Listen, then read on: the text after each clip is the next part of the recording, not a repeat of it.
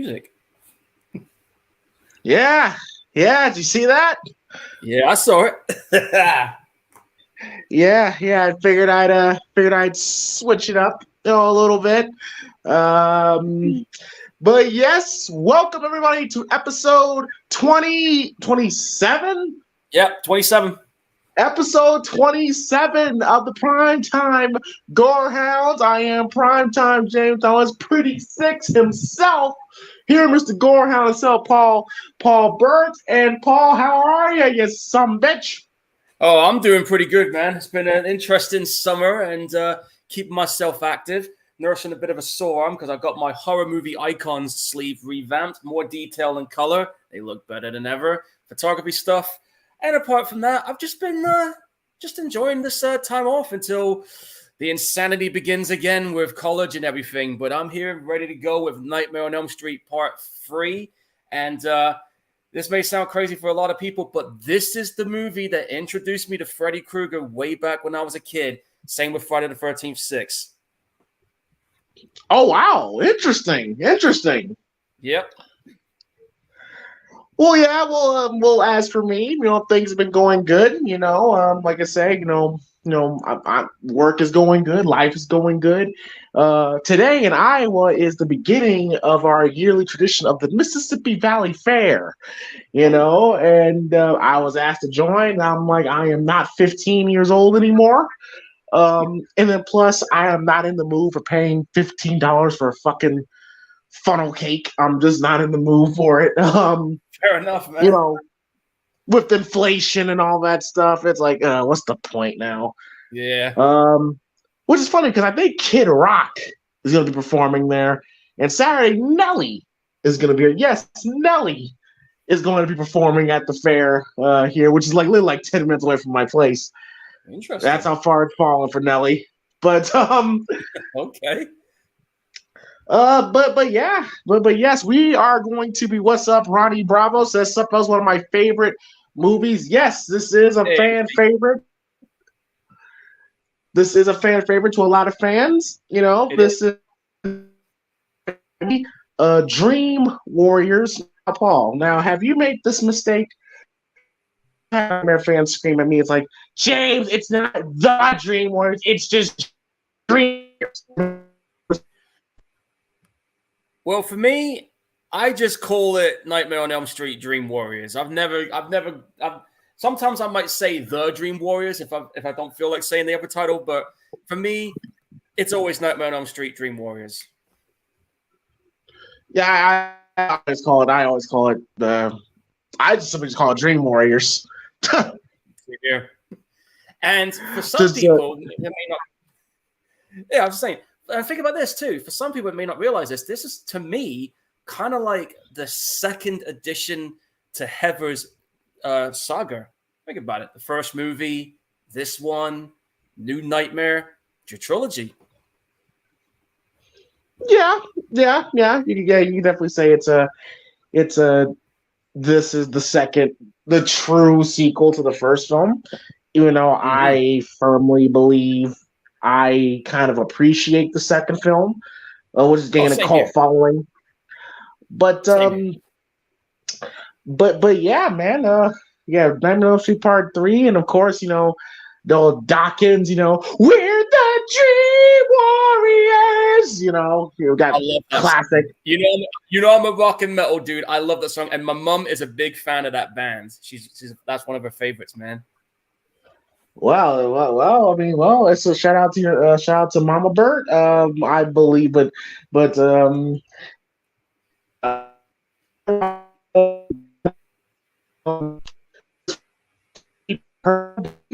last time people heard of Dokken, because Dokken didn't do shit else after this. Apparently, this was. Well, yeah. It turns out that after this album, there was an issue between band members, and hang on, let me see what they're doing. Because I'm pretty sure there's still. There's always issues.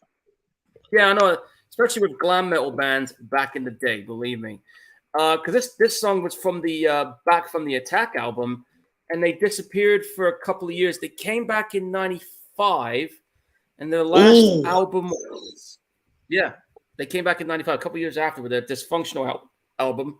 And their last album, believe it or not, was 10 years ago.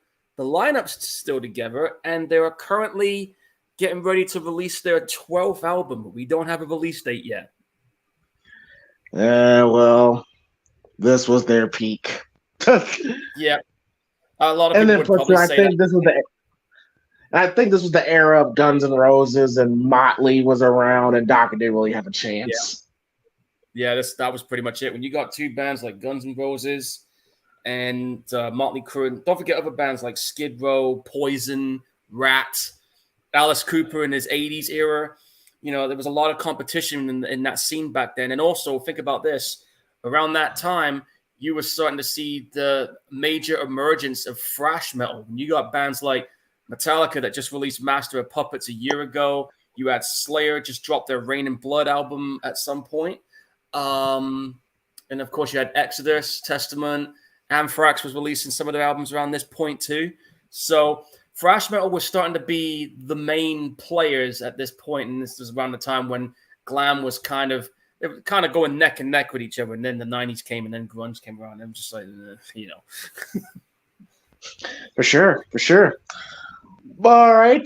So right now, me and Paul got it synced up to where we see the Edgar Allan Poe quote. Whether you guys are watching this on DVD, Blu-ray, streaming, VHS, or if it somehow happens to be on TV while you're watching this, we are at Edgar Allan Poe's quote at 17 seconds. And the rules are, you want to go through them or you want me to go through them?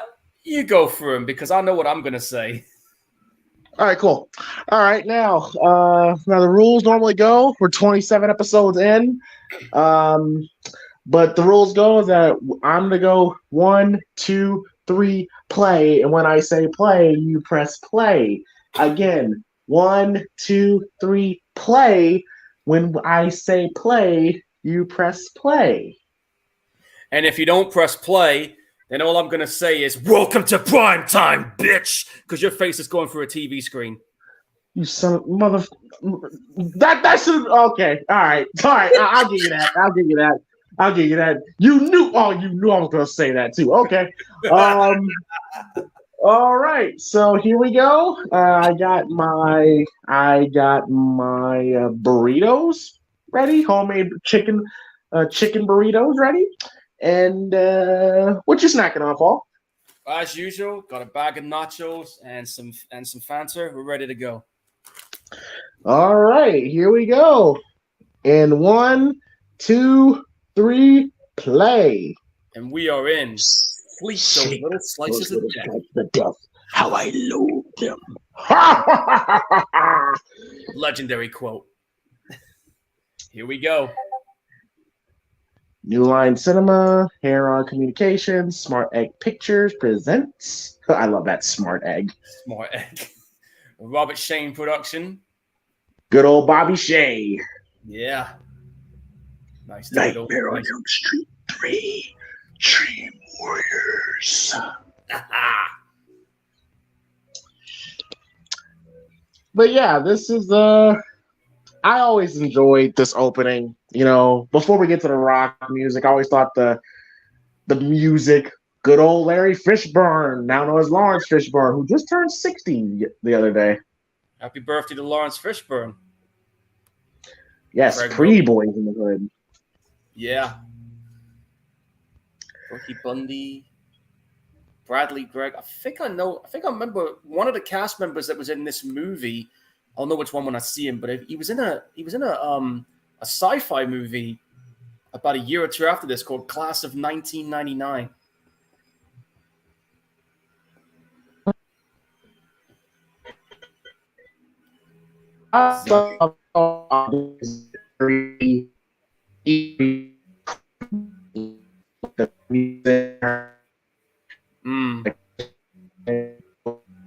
That music.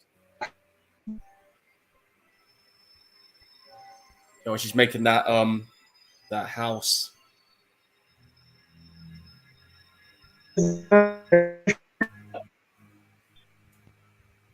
Oh, Hang on, James. Mike's flipping the bitch.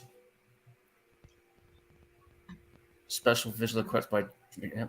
I think it's interesting. I remember when I first saw this. I remember my initial thought was, "Man, why is she building this house?" Can you hear me now? Yep, I got you. Yep. There's Patricia Arquette. Her first movie. Yep, that is true. She gave herself a nice debut to be in. Line producer Rachel Talley. Yep. Patricia Arquette, who will go on to have a very successful movie career. Yep. Down in coffee and coke like no tomorrow. The unhealthy shit we were doing back when we were younger. The things we would do, yeah. Except I did that once, but I didn't do it with straight coffee. I did it with sugar and then down it with Coke. Oh, trust me, I've done it with coffee, sugar, and Tango, and that shit is strong. Directed by Chuck Russell, who, for anybody who doesn't know, he went on to do films like The Eraser, The Mask, and he did another remake after this one called The Blob, which is one of my favorite remakes. And I think the guy that did Shawshank Redemption co-wrote this movie. Yeah, Frank Darabont, who also did the screenplay for the remake of The Blob as well. And as you know, Frank Darabont, he went on to do Shawshank Redemption. He did that film The Mist, which is one of my favorite Stephen King movies. And yes, he's one of the brains behind The Walking Dead. Who was apparently they fired after season 1. Yeah, something about creative differences and shit. Who knows what the show would have been like if he was still around. And then, of course, Wes Craven came back on board, executive producer, and I think he wrote the first draft of the script. Yeah, he did. I was just reading into it. So cool. So basically got the band back together, got Robert, Heather, and then Wes reuniting. Yeah. Kind of how in 2018, before it was a thing. Yeah, because if I remember correctly, I think at the time this was coined to be the end. I could believe it. Yeah. And the way we'll get to it when we get there. But, there's the same with Friday the 13th, wasn't it? They had its end, but they decided to keep it going. They found out a way to keep it going. The same with Halloween. Think about this at the time. 1987, this came out. This is a year after Friday the 13th 6. We are 6 movies in on that. We are 3 movies into this. Michael Myers was currently MIA. He'd make his return about 2 years later. And, of course, I think Hellraiser started to make its debut around this point. Now, I will say, Paul, that this movie, to me, is probably the best balance of Freddy. And why I say that is you still have the seriousness and the creepiness of Freddy from the first 2 films, but here is the beginning of humorous one-line Freddy. Yeah. Like, this movie, to me, is the best balance, where he's still scary, but he's humorous. Whereas part 4 and on, he starts becoming more of a cartoon character.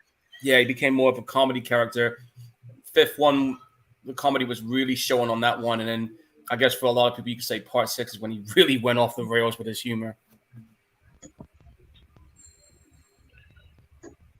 And what I love about this, and you can tell too that, the nightmares are a little bit more sensationalized in this movie as compared to the first film, which, as you would imagine, it would be. Yeah. But it's still grounded in reality. Yes, it's a little bit bigger compared to the first 2, but it's still like nightmares that you could actually have. It still is, yeah. I think this movie had a budget of $4.5 million, which back then, shitload of money. And also what I like about this, Paul, is that there really is no explanation, no bullshit resurrection of Freddy being alive. No, He's just there. He just shows up, like picking up where he left off, basically. Freddy's home. That's great. Love it. Love it. You got to get the hell out of there now. And also, I got to say this as well. When it comes to the Nightmare movies, even though some of the ones in the series has been hit and miss, there's no denying that some of the Nightmare effects were really good, especially for a horror movie at its time. Oh yeah, agreed. Oh, the sinking floor. They referenced that in the remake. Oh, there he is. I love that. I love the silhouette and Freddy running at them. It's great. Yeah, and it's not every day you get one of the slasher movies running at you. And I have had nightmares like that where you can't run and then the killer is chasing after you. That happened to me with Kane once. Yeah. Yeah, I had a nightmare about Kane where I was running and then my feet was stuck in the pavement of the street. Yeah. And then Kane, this was Mass Kane too. Oh, well, I'm not surprised. I mean, he was a scary bitch back then. And then Kane just started slowly. He was walking slow, but once I got stuck, he started walking faster to me. Once he reached for my throat, that's when I woke up. Oh, for me, there was this one fucked up dream I remember having, and I don't know who it was, but it was like I kind of had this feeling where it was like I could not move. I was literally immobilized, right? And then it got to a moment where it looked like I was on autopilot, and I was seeing all this crazy shit going on, and then I realized, oh shit.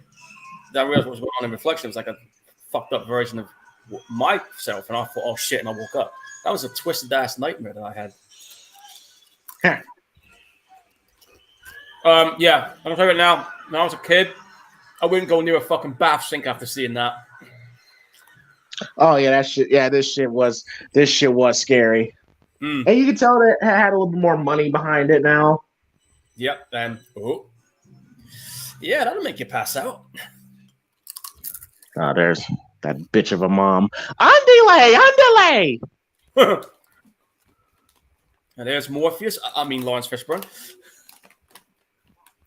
He's been in some pretty good movies, man. I gotta admit. You know, like this one. Classics. Boys in the Hood.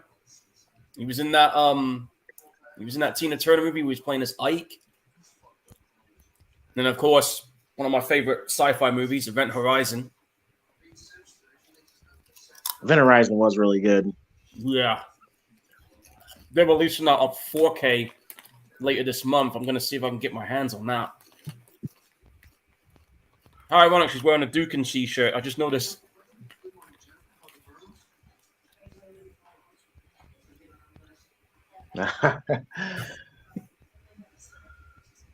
Man, everybody just wants to get out of that joint, but they don't. But there's, yeah, that guy that just ran past, that was the dude that was in Class of '99. Oh shit!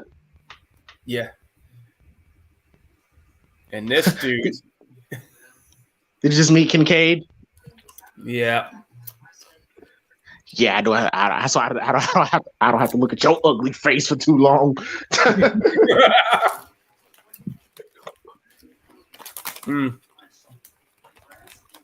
It's really it. You know, these films back then, man. It was like a different world back then compared to what you see now.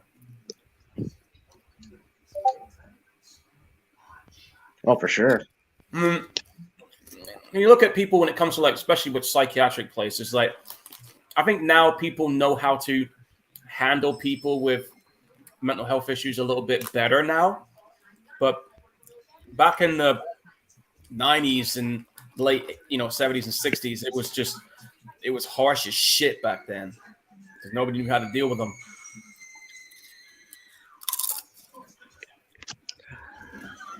Yeah, Patricia Arquette got some vocal cords, man.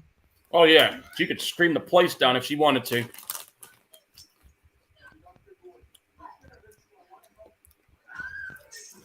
Have a kick in the balls for your trouble. Yeah, that always sucks. Yep, that hurts. Man, she is like you can tell she does not want to go to sleep, and I don't blame her.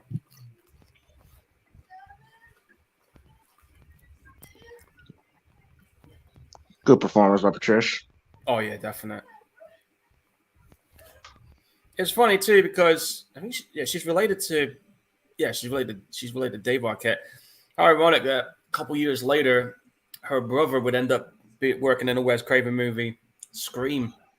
I was not the biggest fan of how they introduced Nancy there. Yeah, I just thought that was like, so she's just there. Like I would have been a little bit more dramatic. Yeah, and I remember when I was a kid, my first initial question was, how the fuck she ended up being a main person in a psychiatric place? Like, how did that happen? There was no hints of that in the other film. And so isn't she like a little? Well, yeah. Oh, yeah. I just like when she finishes the line "Never sleep again" and she's just there. Like, I'm pretty sure in '87, that's like people in the theater were like, "Oh shit, that's Nancy." But me, I'm just kind of like.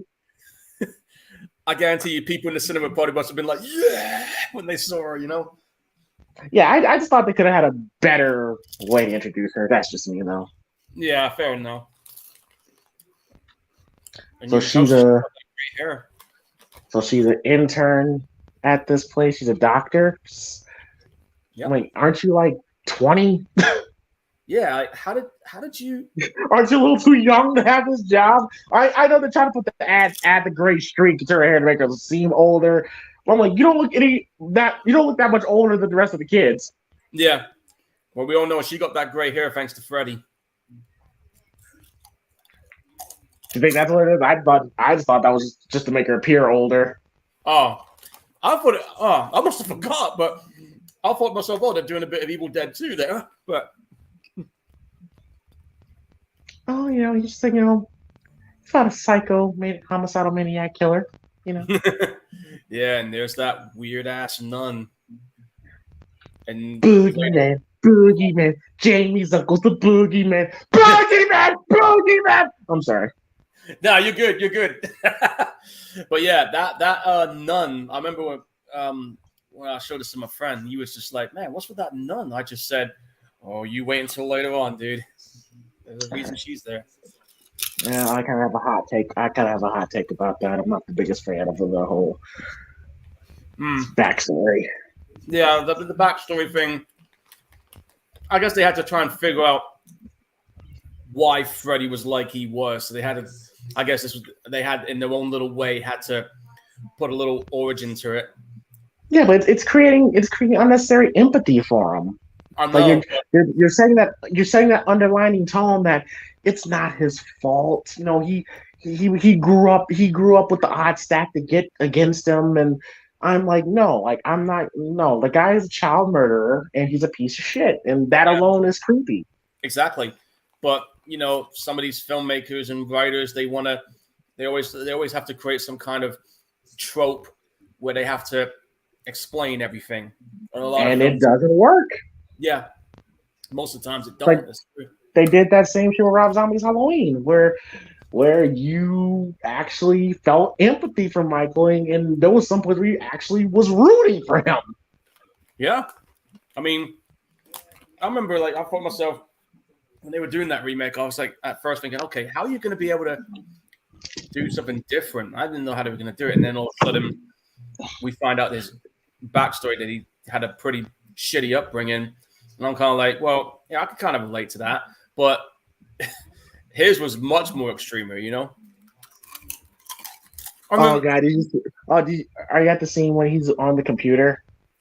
Not yet. Just at the part where the guy's, the one that's not talking, he's got like a tear going down his face. Like a tear tattoo. We're in the office at the minute. No, I mean, Patricia Arquette's mom. Wait, I'll be right back, Paul. Go ahead and take over, Paul. All right, okay, cool. So anyway, yeah, guys. I guess I'll talk a little bit about how I first got introduced to this. Now, I think I might have been because 1987 this came out, so I must have been about probably going on 3 or 4 years old at this point. And this movie was my introduction to Freddy Krueger because my parents used to have like a movie night, and they always had their friends around to watch movies. And I would always sneak down to watch these movies. And they wouldn't even know I was there. And then sometimes I would get caught out giggling because of something gruesome happening. So they're like, "Oh shit, how long has he been down here?"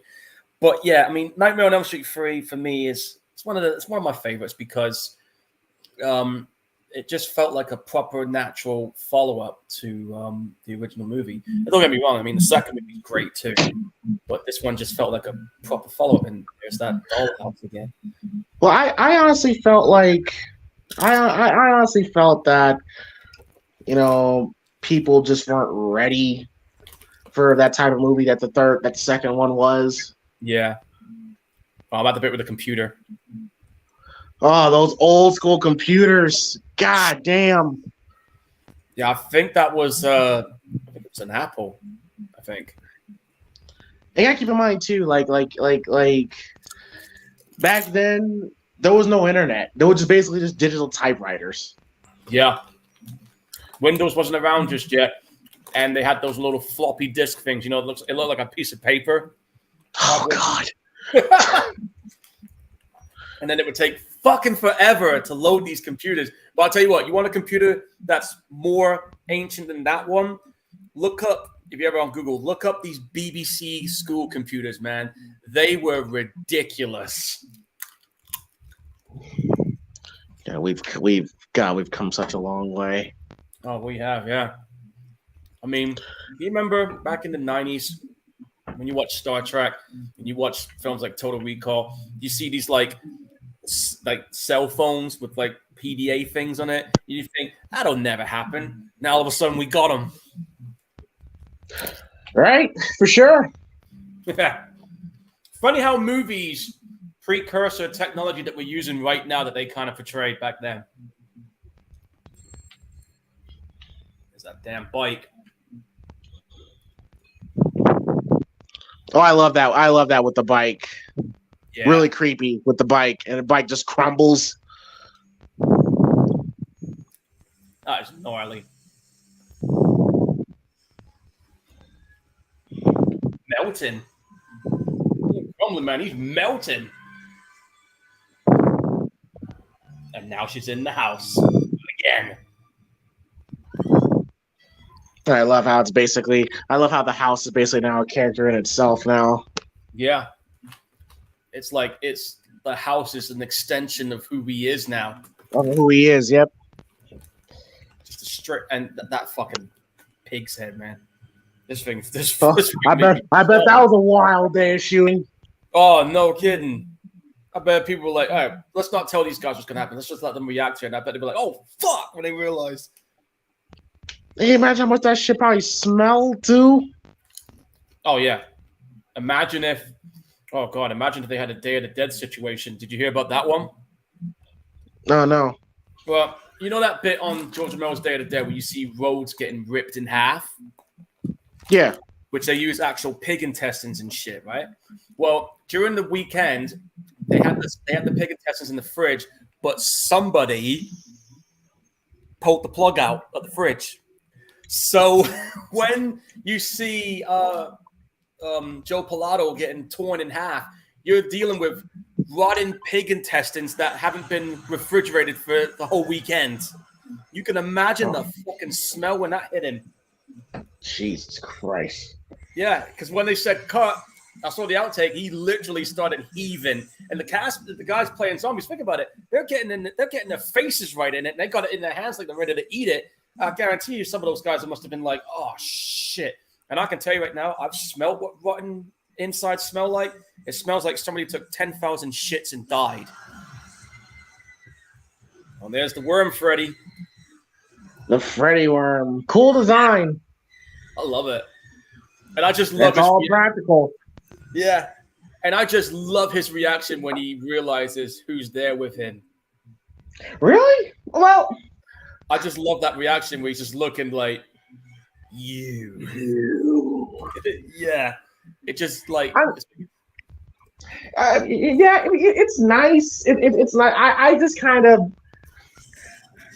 Oh, he's the Freddy Snake. I kind of would have liked a moment when he was like his normal self, and he sees Nancy, goes, you know, and Yeah, make it seem like that he's always remembered her, and he's now fixated on her now. exactly. And you can see how pissed he is. Yeah, I'm one of the biggest fan of it.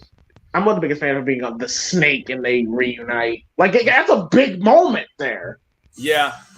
I mean, they could have done it that way, but I guess they felt that was more, I don't know, more terrifying seeing him in that state while he's in mid-flow of trying to kill someone.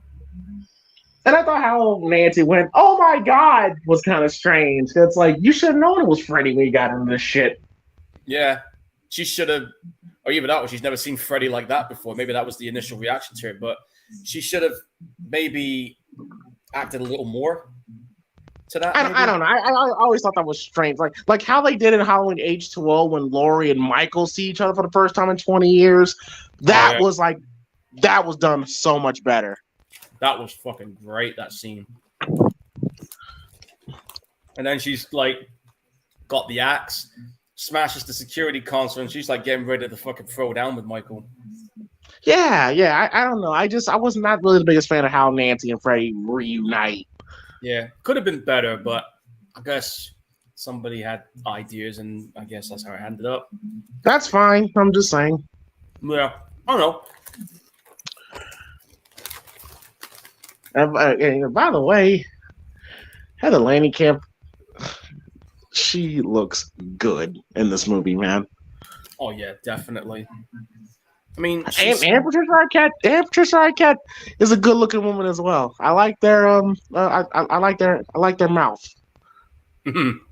Fair point. It's funny too because Patricia's 54 and Heather is 58 right now. So a four-year age difference. So, yeah, exactly. Like she doesn't look that much older than the kids. So when they did this, it must have been about 20, probably the mid-20s at this point. Early mid-20s, yeah. And of course, you know, for anybody who doesn't know, Heather runs an effects studio with her husband, and if anybody's wondering what effects work have they done, well, I'll just direct your attention to the 2004 remake of Dawn of the Dead. That was their effects. Which is funny because Heather Langenkamp strikes me as someone that probably wouldn't really be involved in the horror industry like that, but she like she is. Yeah, she still is. Her last recent, I mean, she's still doing some movies now. I mean, she was in that My Little Pony, which okay, whatever. But her last horror movie that I've seen her in recently was Hellraiser Judgment. Oh Jesus. I have seen the 10th one. It's actually not that bad. I mean, there's 10 goddamn movies. Yeah, well, there's going to be 11 if you count this new one that's coming, which Clive Barker is back on board doing. I mean, let me pull the information up on that. I want to make sure I got this right. See if I got this right. Okay, so Clive Barker is consulting on it. David Goyer is one of the pen writers of the story. That's the guy who did the Blade movies, the Dark Knight trilogy.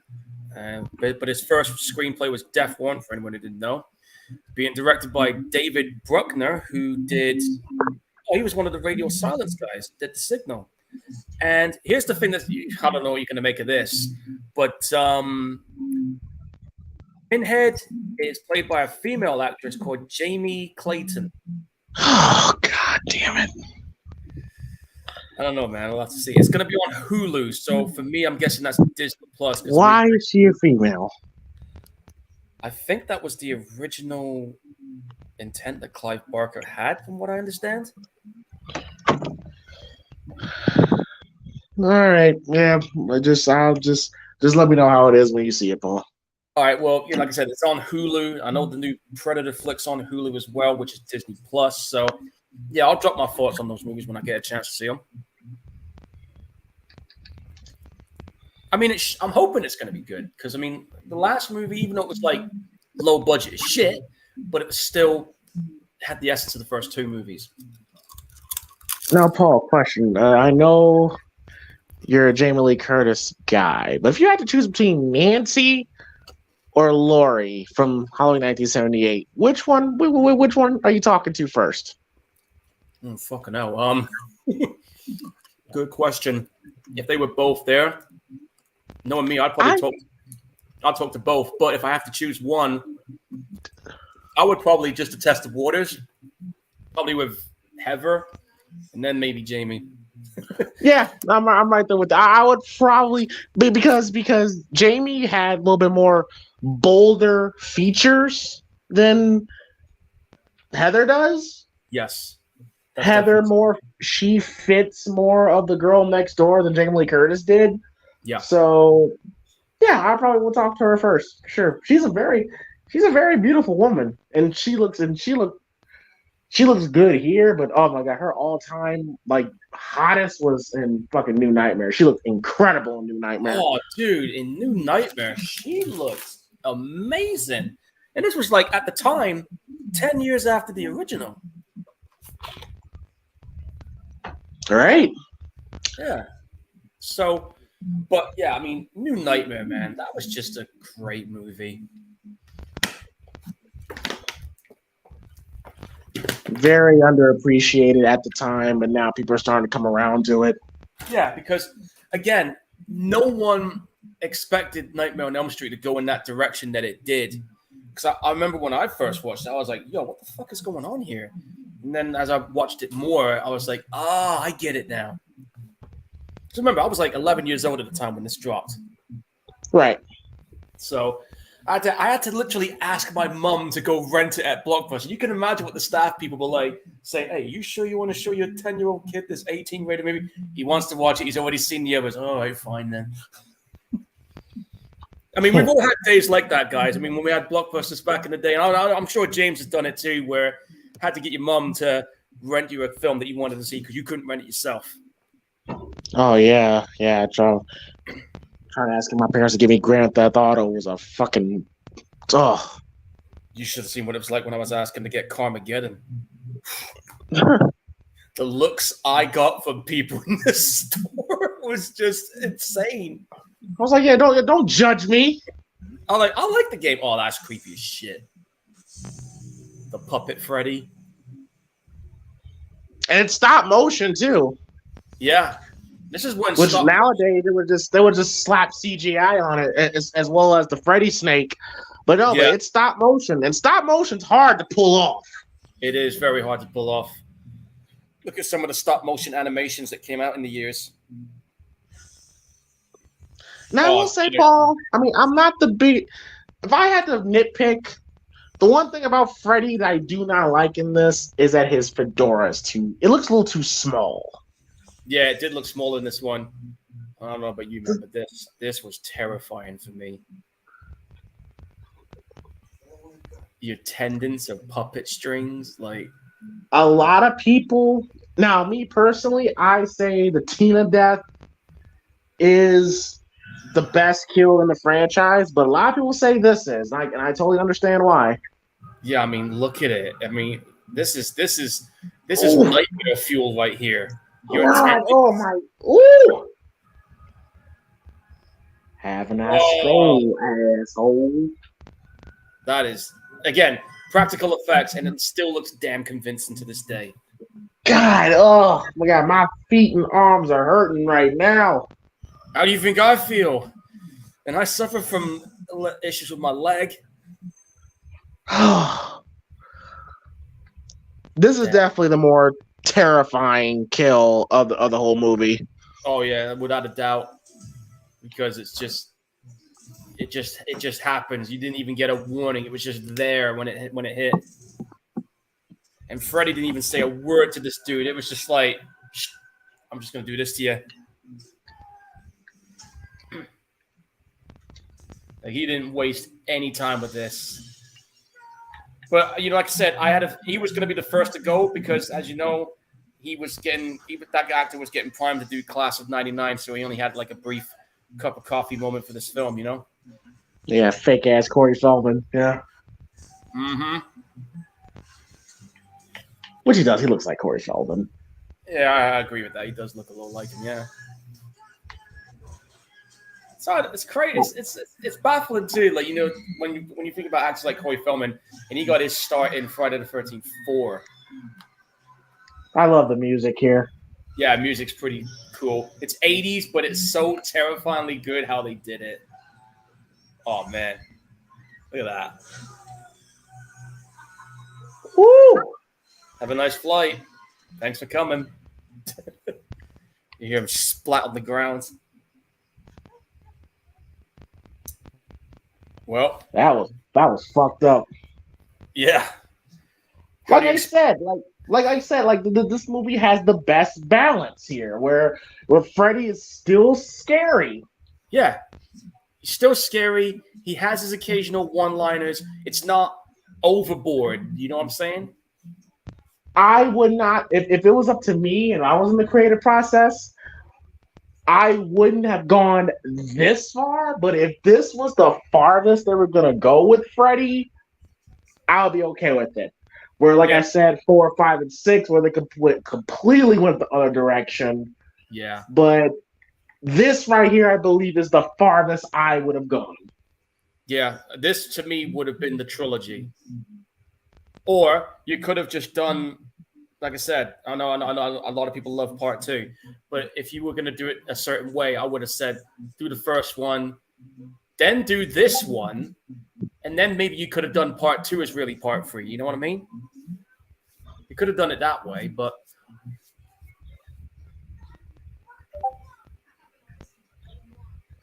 hey, Paul, you want to go talk about the dude that committed suicide the other night? That was fucked up shit, wasn't it? Yeah, what do you want me to say? I just saw one of my friends just like take a headfirst dive. Oh, by the way, you're not going to believe me, but I'm pretty sure it was a guy called Freddy Krueger that did it. No, he jumped. Motherfucker, you ain't seen what I've seen in my sleep. I'll be kicking off like crazy now. I love how Kincaid is like the man would rather go crazy than fucking go to sleep. Yeah. He's like, nah, I ain't sleeping. God, I hate this bitch. I hate that Nurse Ratchet from full of Cuckoo's Nest. I can't stand this bitch. Oh, don't get that bitch, man. Right? It's like Jack Nicholson's like, how do you feel about her? She comes off like a cunt. Yeah, that bitch. Nurse in this was always like a bitch, you know? Yeah. Well, like I said, this was the time when people with mental health issues were not treated to the best care that they should have got at the time. It's different now, but back then, this was like almost Dark Age type stuff. You know what I mean? Agreed. Yeah. Where it was just a case of, let's just lock them up. Let's give them shock therapy. Let's load them with some pills. That'll make them go away. Yeah. Dope them up. That's the answer. Yeah, because most of the times it's going to make you worse. And I can vouch on this. There was one guy I knew. I'm not going to say any names, but there was one guy I knew who had his like mental health issues, and they doped him up. And let's just say he's not among the living anymore. Damn shame. Yeah. It's like, with me, like, I mean, you know, James, I've had my bouts with depression and shit. It happens to me, sometimes I'm feeling good and sometimes I'm not. But I have my little ways of coping with it, But it's not easy for everybody. I mean, everybody has their ways of it. For me, it's like just if I get a chance to talk to somebody about something, and that's what I'll do. Oh, here we go. Funny story, because we're about to get to it. Apparently, the director is Gabora, and he brought John Gabora onto the movie just to have Freddy kill her, which is fucking hilarious. Yeah, and for me, this is like one of the funniest scenes for me. This is one of my moments that really gets me laughing because it's just so random. Probably the greatest quote from Freddy ever. Yeah, It's just so damn good. Which apparently he ad-libbed on the spot. The prime time bitch, like he said it on the spot. Yeah. And like and if you know, when it comes to when you're doing acting in wrestling or acting like I'm doing, sometimes an unexpected improvised line usually makes it a great moment. It does. Yep. Sometimes some of the greatest moments are moments that you don't expect. That wasn't even planned on the script. I mean, another recent example of that would have to be Joaquin Phoenix when he was playing the Joker. The scene where after he shot the shit out of those people in that train, he hides in that toilet area and he just all of a sudden randomly starts doing a dance like out of nowhere. That was not even in the script. It was just he just told the director, hey, just have the camera on. I'm going to try something. That scene happened and that was it. And that bit when you see him looking in the mirror and you look at the mirror reflection back, when I looked, I just thought, oh, fuck, that's Heath Ledger. Because it looked like a mirror image, man. Man, you feel sorry for these kids, man. I know. I mean, how if you're in this situation, how the fuck are you going to deal with the idea of knowing you can't sleep and this guy's going to, like, kill you if you do? Man, sleep is something that you need. You need sleep, and it's a shitty situation. Exactly. And it leaves everyone around you be like, yo, what the fuck is so bad that people would rather go crazy and stay awake than sleep? Yeah. Like that one article I told you about that Wes Craven found. Right.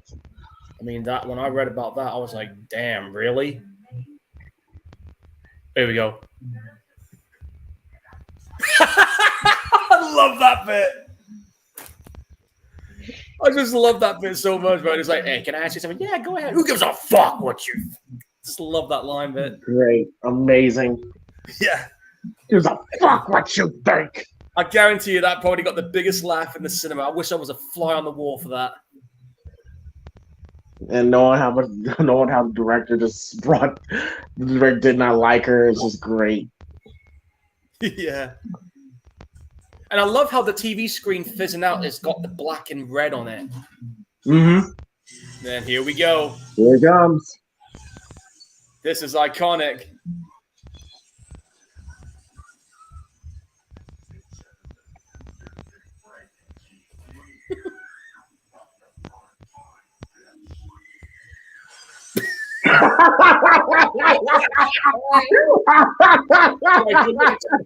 Hey, Lawrence Fishburne, good luck. Oh, that's a great shot. That is a great shot. That is creepy.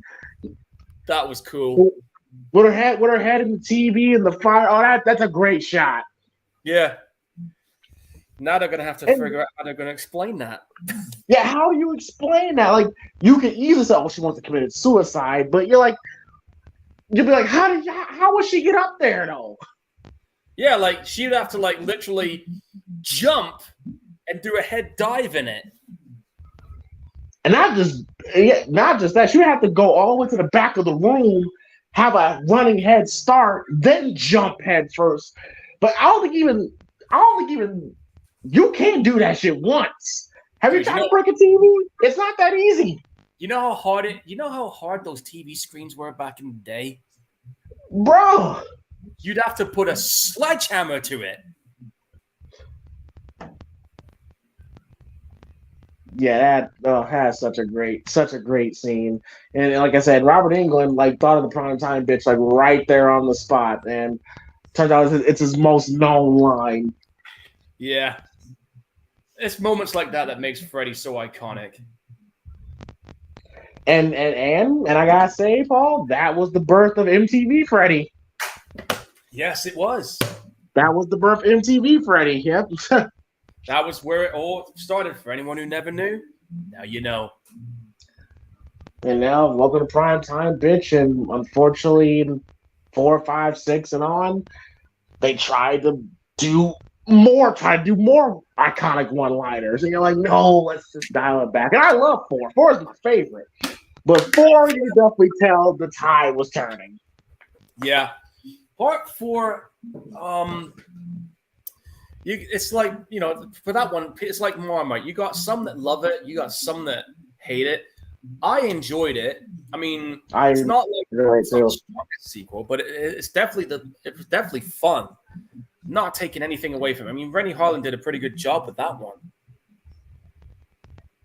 And I think, if memory serves me right, I think that was his second movie he directed, because the first movie he did, and I think that one had Viggo Mortensen. I don't know if you ever saw it. It's a film called Prison. Did you ever see that one? What movie? Prison. Sounds familiar.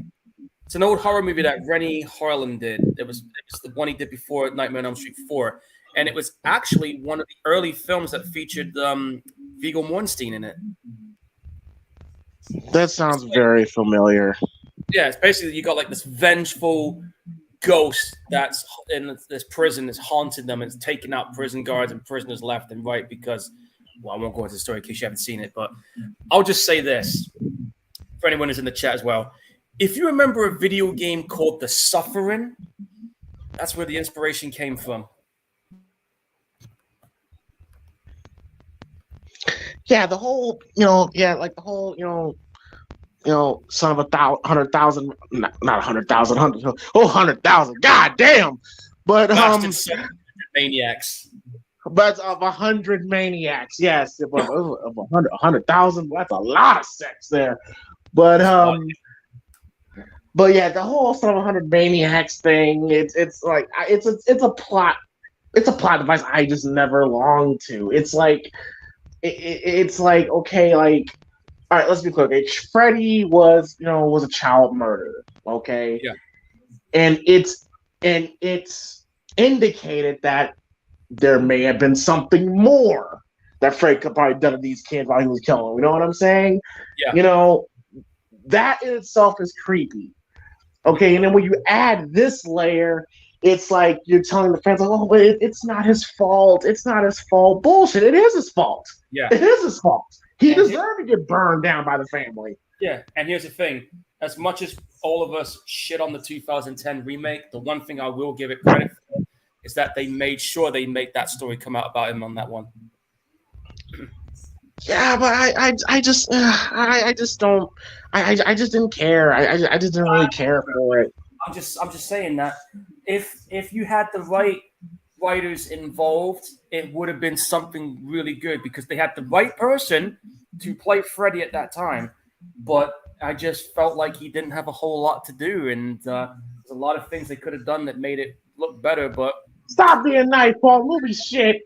Dude, this is my shit. It's shit. But I'm trying to have my college head on, as you know.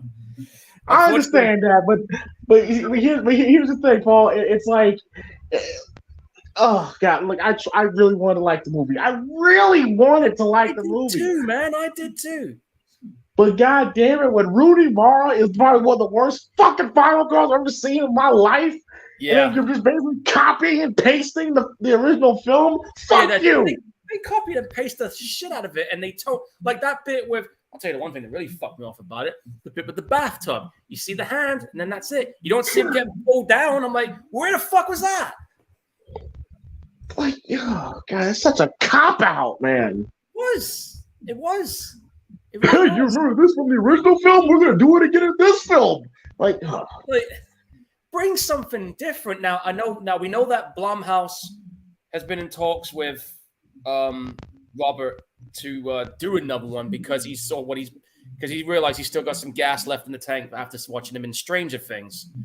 So if you're gonna do that, you better hurry up and do it while he's still got some gas in the tank to do it. But here's the thing, Paul. Like, if you're going to do that, you gotta start thinking of an exit strategy. Yeah, you need to think about that. Because Robert, you're not going to get 5 movies out of him. It's just not going to happen. It's just not going to happen. He's no spring chicken anymore, dude. He's like in his 70s. Right. So here's what I would be open to. I would be all for more Freddy films. I just think the route you probably need to go is probably find the unknown to play Freddy. Yeah, I agree with that one. Someone's in their mid to late 30s because Robert Englund was 37 by the time of the first Nightmare on Elm Street film. Okay, so he was about roughly my age when he did the first. Right. Look at you both. I slide your name in there, but but but yeah, he was about 37 years old. It has to be someone around that age. You can't. I would not say get anybody who's in their 20s, early 20s. No.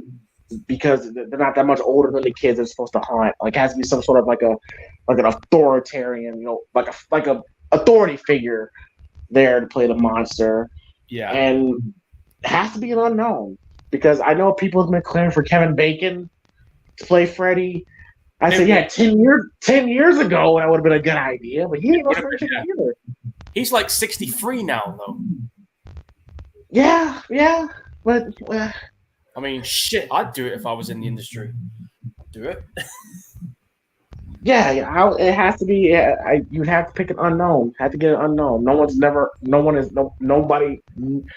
Nobody people have heard of before. Yeah, basically, get a guy that no one has seen before, like somebody who's looking for their break, and that would be the role that would make them, maybe, just get an unknown, but someone who's really good as well. Don't just go picking a random unknown because for the sake of it being an unknown. Make sure you've done your homework on who this unknown is. Like, what's he done with his, like, acting stuff and everything like that. That's nice with those balls. There's a little bit of early CG there. You know what's funny? What? Neil's just doing all this just to get in Nancy's pants. Yeah. I don't blame him, but it's like you're all like, oh, come on, Neil. The only reason why you're really you just want to fuck Nancy, bro. It's pretty obvious what he wants to do.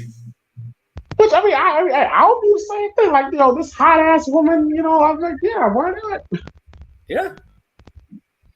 Well, now they're all showing off their abilities of what they can do while sleeping.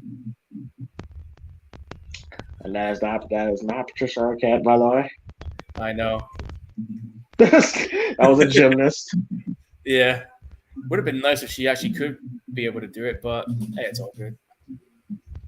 And of course, and then if we was at a bar, and I saw someone like Taryn, I'm like, hey, Paul, got someone I would like you to meet. More your speed. Let's have a look. Oh, okay. Now, you know what? I'll take that one. I'm beautiful and bad. I'll take her. Then he'll be the next day. Hey, how did it go?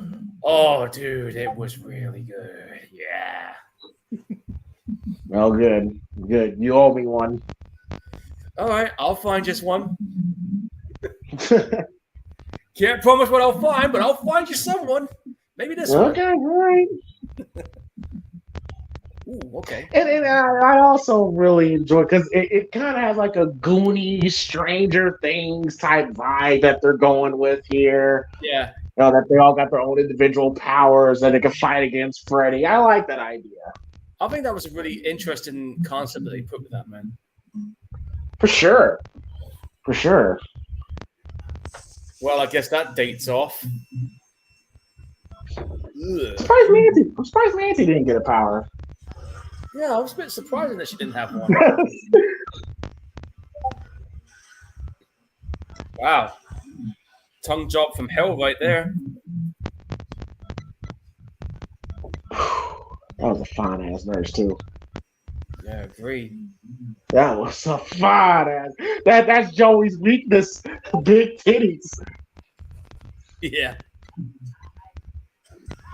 That's actually Robert Englund's voice there. Yeah, that was pretty much Freddy making out with that boy. Yep. But again, some indication there. Yeah, that's definitely a hint for anyone who never caught on. Ain't that a bitch too? That same woman, the same shit that got him killed in the next film. Yeah, that's the thing I noticed about the fourth one was that the guys who survived in this one we're pretty much done in part 4. Yeah, that's the only thing. That's the only thing I did not like about part 4. Like you killed off the Dream Warriors too soon. Yeah, like Patricia Arquette, man, she got fucking blasted in her own house. Oh, she wasn't in the 4th film. Was she in part? She wasn't in part 4. I thought she was. No, she was not in part 4. Oh, it was Tuesday Night that played Kirsten. Oh, okay. Yeah, Patricia Arquette, she was pregnant at the time, so she couldn't do it.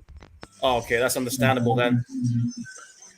Which is probably for the best, because I don't think people would have wanted to see Patricia Arquette die. Yeah, can you imagine telling, oh yeah, you're going to be here for a few days, you're going to kill your character off. Well, I'll see you later then. Thank God that I actually like Lisa Wilcox. Yeah, that's a fair point. Yeah, because they're like, wow, you kill off the Dream Warriors, now you're asking us to like this new character and Alice. Luckily, I like Alice. Luckily, yeah. And I think wasn't she back in, it's been a while since I've seen the sequels. Wasn't she in the 5th one too? She was in the 5th one, yep. Yeah. In fact, she's the only one out of the Elm Street kids that lived. Freddy killed them all except for Alice. Yeah, you only want to take on Freddy twice and beat him twice, and live. Yeah. That's the key part right there. It's funny too because I was reading into Nightmare on Elm Street 4, and at the time it was the highest grossing movie in the series until Freddy. It was, yeah. And you know what? Even though I didn't agree with the casting choice of who they had to play Jason in that face-off movie, I fucking loved Freddy vs. Jason. It's a fun movie. I just think they did Jason a major disservice. Yeah, that's true. Making him afraid of water and everything. It's great to watch too because it's Robert Englund's last portrayal as Freddy. So yep. I enjoy it much more now because of that reason. I just think they could have done a little bit more. Yeah, I would have liked to have seen Kane Hodder do Jason in that film.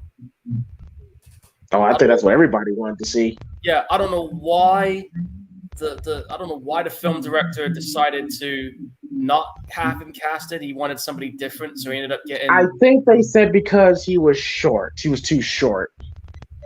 Since when did that stop him being a badass? Well, because I think for like promotional purposes, they want someone that was taller, that tower over Freddy. Like Kane Hodder is not he's more wider. Like he's not like a big guy. Like he's about like 5'10", 5'11". About roughly my height, about 5'10", 6 when you got boots on. Right, exactly. Like he's more of a wider guy. Like he's not a big dude like that. No, he's definitely massive, but not in terms of height. But he's definitely massive. He's not like fat. He's massive. He's well built though. Right. But yeah, I mean, like that was the one thing that I was pissed off about Freddy vs. Jason was the fact that it was just somebody else playing it. But the guy they had playing Jason, ironically enough, was the guy that Kane Hodder fucking threw into the damn dining mirror in Friday the 13th Part 8. The only good thing about Part 8. Yeah. And of course, I mean, who the fuck's the guy that directed Freddy vs. Jason? Let me look at that a minute. Ronnie Yu. Ronnie Yu. Hang on. What did Ronnie Yu? He did Curse of yeah. And that motherfucker, he only saw one Friday film, and which was the first one, and he only saw the first Nightmare film. That's it. He didn't see any of the other ones. So I'm like, oh great. So he gets someone that's not in that verse in the mythology of both films. Great. Well, bad move on his part. He did do okay with what he had, but I really think he should have done his homework a little bit more. It's the one thing I will say.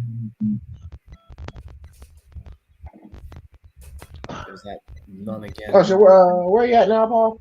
I am now 57 minutes, 9 seconds in. 57 minutes, 9 seconds in. Yeah, we're 57:15 now.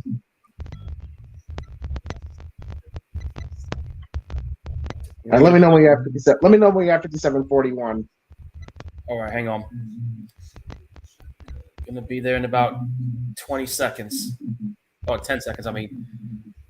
All right, 57:41 in 5, 4, 3, 2, go. Okay. But yeah, I mean, I just have a lot of things to say Son about of a hundred maniacs! Son of a hundred maniacs! I just didn't care. I didn't care.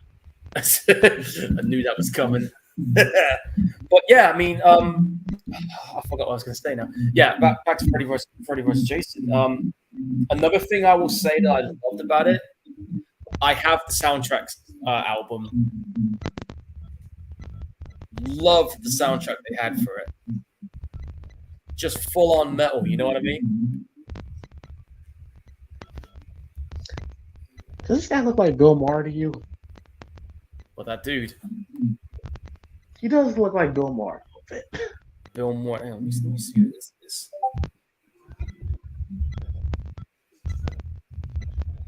Dr. Neil Gordon's his name. He's played by Craig Wasson. He's now 68.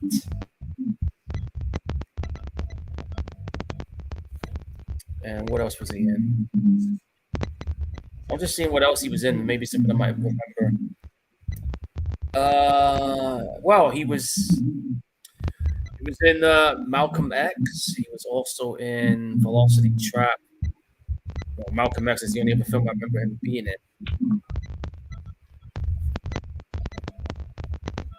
Let go of him, you bastard. Come and get him, bitch. He didn't give a fuck in this one, did he? God damn, Heather Lady Kim looks good in this movie. Fuck, I'd rather have my baby. Well, that guy's going to have a scar he's going to remember for the rest of his days. How's he going to explain that one to his girlfriend? He's like, the things I would do. Shit. I can imagine. Granted, yeah, like I said, they're trying to make her look old. I don't give a fuck. I'll sleep with an old lady. I don't give a fuck. Well, she's 58, man, so it's not that old. But yeah, I just love that. Come and get him, bitch. Yep, he's just letting her know. He's a dick. He definitely is. He doesn't give a shit how he wastes the match. He's a straight up asshole. I love it. Yep. That's the thing, man. Freddy has that personality that, even though he's an absolute asshole, people still like him. Got Patricia on a kick, and damn, she got some lungs on her. Yeah. And she wants out, and I don't blame her. Damn. Try doing that with headphones on. Kill your eardrums.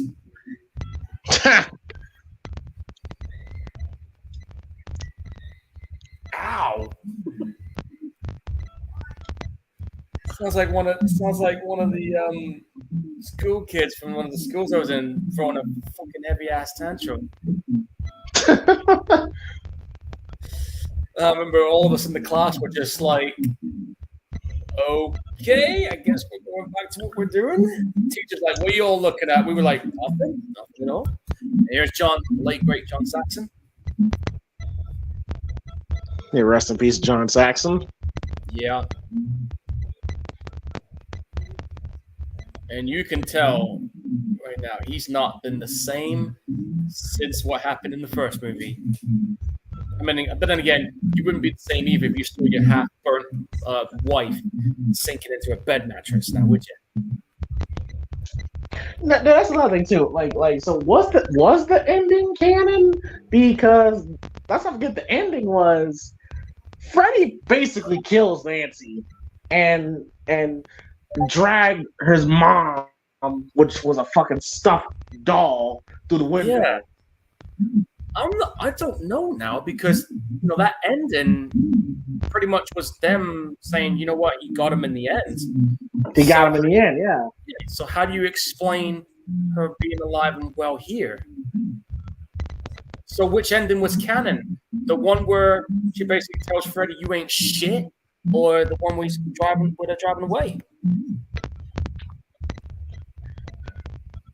You basically got two endings in one film, and I guess they left it to the audience to decide which one they felt was more convincingly real, I guess. I don't know. What do you think? Well, I mean, I do. I mean, I remember the original. Like Wes Craven wanted an actual happy ending for the original. It was just the producer that actually wanted the more shock ending. Then I'm guessing they're just, I don't know. I'm guessing Hollywood bullshit. Yeah, and I guess it is the producer's money after all, so he gets to say. You may not care about your daughter, but I do, because I think she's hot, and I want to get in her pants. That's what Neil's saying here. That's basically what he was saying, without that's what he's saying. He's like, I care about your daughter because I want to fuck. That's it. Yeah. I just want to fuck this girl. That's it. That's really all I want. Dude, I can see it in your face. Just fucking say it. God damn it. Ever since Nancy came into the picture, bro, he's been thirsty ever since. No shit. Look at him. Oh, dude, you know what? Just find out we've been fucking and deal with Freddy after it's killed with. Well, I could not ask Nancy, let's just fuck. I'll take her out to eat, have her go get a nice date, and then be like, so you want me to come in or? This dude just literally wants to bypass all of it and just get right into it. Oh yeah. And I don't blame Neil. Like, I don't blame Neil for a second. That Lincoln looks good in this movie, but then you're caught off as desperate. Yep. It's a life or death situation for him right now. He has to get it done. Yeah, this is true. Yeah, it is life or death. Yeah. Literally. Yep. And she is literally fighting the urge to sleep. Good luck, because a lot of people don't get that job done. Because one way or another, you're gonna sleep wherever you like. You're going to sleep. Like your body will just shut down. Cut your eyelids open, you'll still be asleep. Because there's a little something called consciousness. That'd be kind of creepy to see. Somebody sleep with their eyes open. I've done it. I was so tired one night, I actually slept with my eyes open, and I freaked the shit out of my. How the fuck? How'd you do that? I can't do that. I can never do that. I don't know. I was just so tired one day, and I just passed out and not realized my eyes were still open.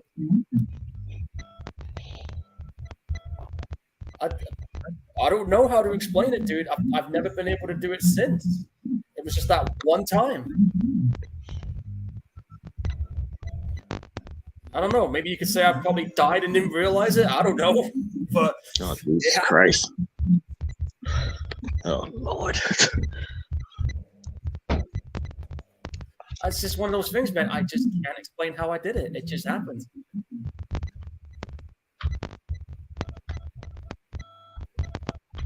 He's like, what? What's that guy doing? Meanwhile, back in the hospital. Be nice. Sorry, I'm just thinking Freddy's Madhouse.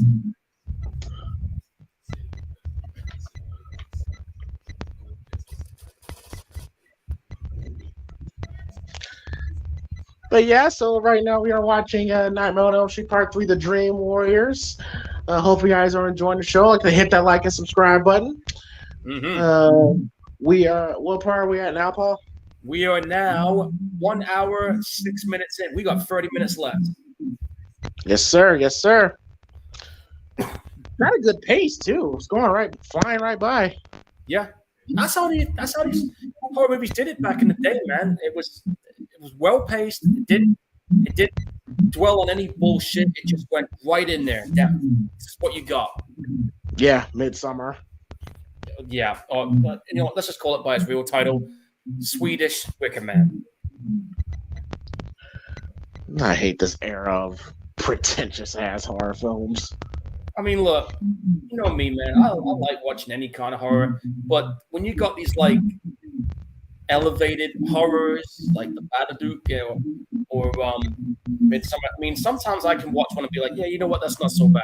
But most of them, I'm just like, I can't do it because I'm. Yeah, it's like you trying to come off as trying to be deep and intellectual and scary at the same time. Can't no, fuck you, dude. I am a slasher movie, horror movie, zombie horror, old school guy. That is the element I grew up in. That is the horror movies I enjoy watching. Give me, as like I said, give me a fucking slasher movie over a ghost movie any day of the week, and I'll be happy as hell to watch it. Hell, give me a zombie horror in the woods, and then watch my face fucking light up like a Christmas tree. I mean, I've said it to you several times, man. Like, as much as I like watching The Walking Dead, one thing I kind of soured on a little bit is I'm done with it being in the woods. If you're gonna do a zombie movie, you better have the budget to have it either in some building or a small town, even a city. I don't care. That's why I like Netflix's Army of the Dead because it's a city there. Right. Higher stakes. Hell, even World War Z. Let's throw that in there. World War Z was really good. Oh, World War Z was fun. Plus, I was extra in it too. So. But the scene that I did never made the final cut. The whole entire third act was completely reshot. So that scene you saw with the lab, that wasn't the original ending. The original ending was we won this whaler ship heading to, I think it was somewhere, I think it was Moscow, getting ready to do a massive battle, which was on the book. Mm-hmm. But just due to some budgetary reasons and the ending being too dark, they didn't want a $200 million movie being an R-rated film. Because now you've got $100 million movies that do become R-rated. You can thank Deadpool, Joker, and Logan for that. But back then, it was like they didn't know if that was going to work. But I guess now there's proof that there is an audience for that. But you know what? Whether World War Z was a PG-13 or not, it's just a fun zombie movie. Just, dude, probably the scariest type of zombies I've ever seen in my life. How do you stop something that can climb walls? Like, can you imagine that? You're thinking something, yeah, I'm safe in this tower block, and you see them all climbing up. I'm just like, well, I'm fucked then, ain't I? That would be wild. Yeah, right? Man, I need to watch that movie again. We need to pick a date for that. And it's funny, too, because they were going to do a sequel for it, because it was financially successful. David Fincher was going to direct it, but something happened and never came to be. But anyway, back in the soft room, we got Freddy clawing the shit out of it.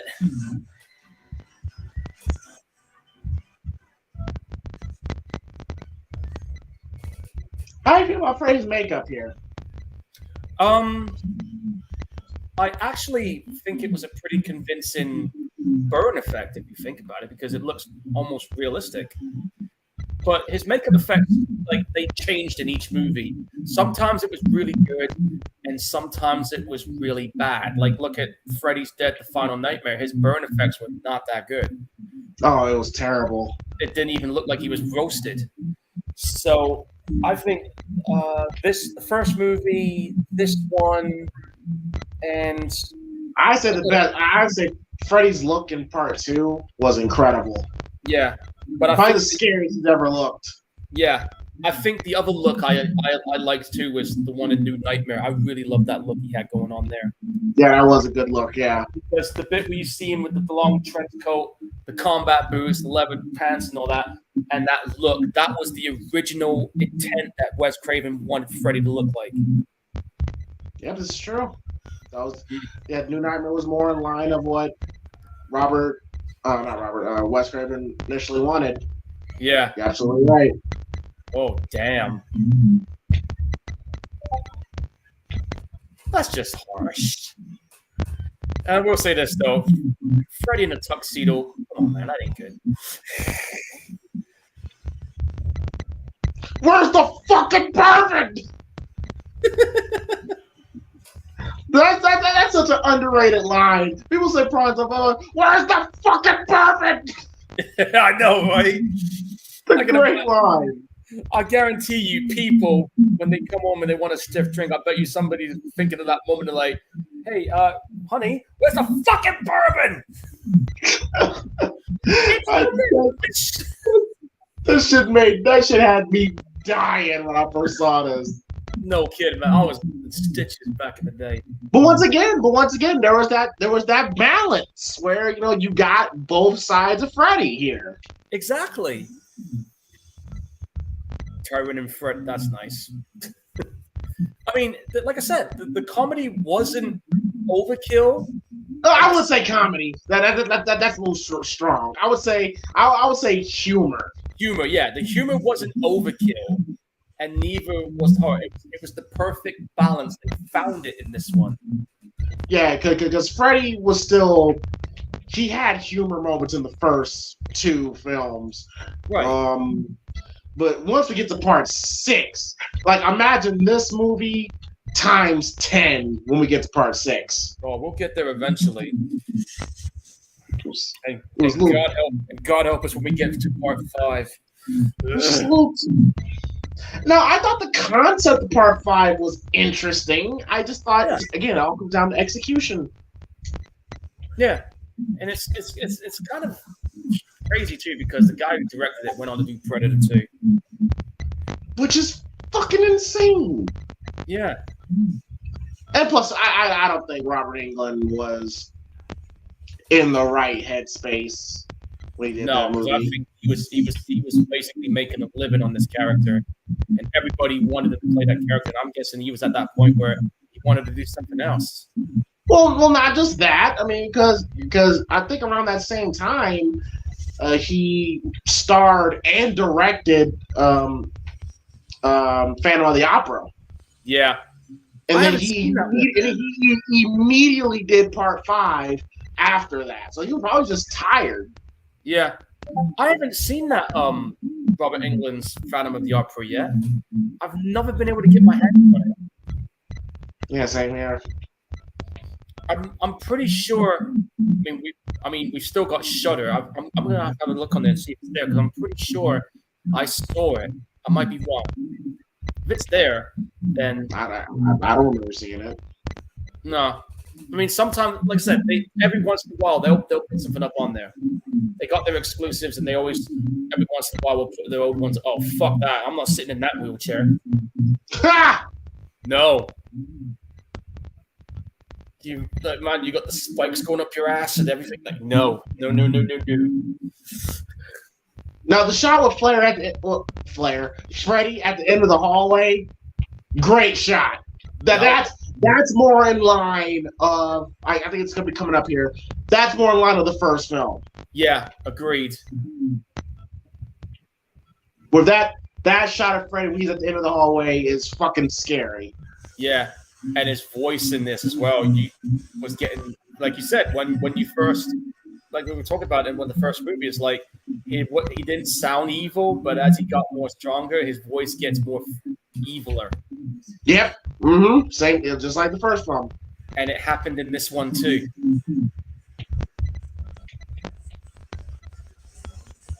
Oh, nice! I wish I had powers like that. I always thought it was dumb how he ran towards Freddy, though. Yeah, like, what were you thinking? But why are you running towards him?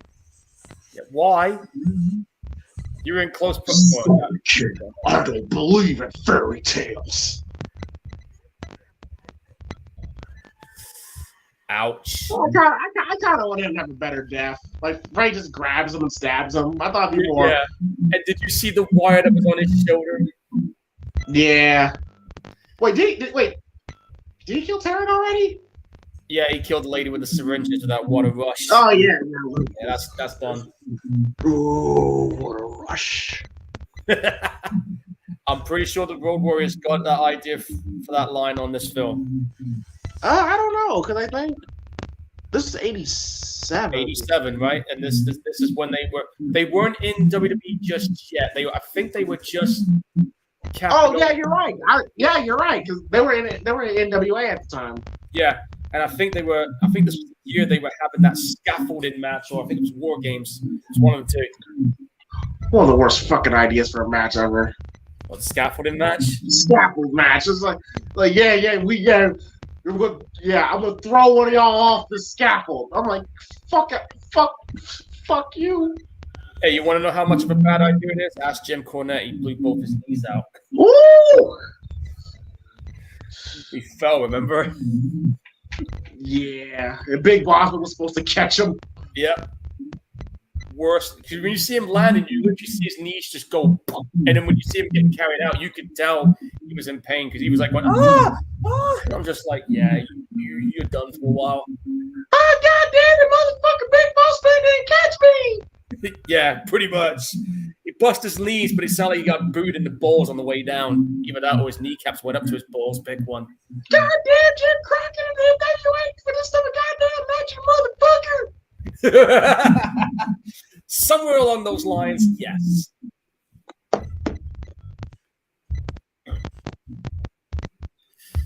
Oh, that is very Silent Hill-like, and this before Silent Hill was even out. Yeah, for sure. Like again, like I said, like it's definitely more sensationalized compared to the first film.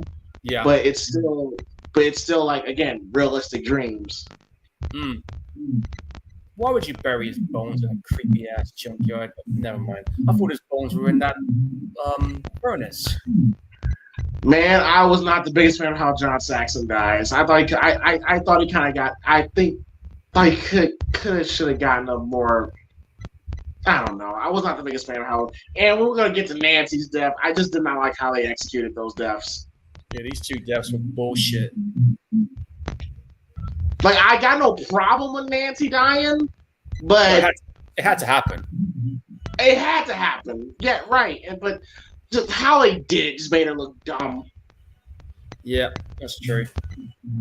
Of course, you're going to put his bones in the car. You know, I wouldn't be surprised if that Cadillac car was Freddy's car. It's a good theory. I mean, it's red like it, so I could be right about it.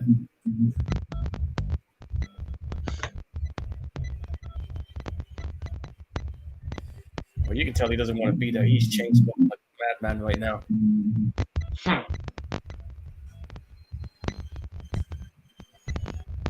Oh, come on, dude. It ain't that hard to pry a car door open.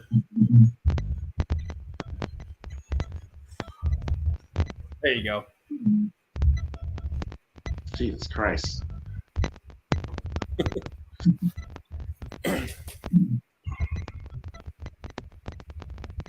He was about to flip a bitch, yeah.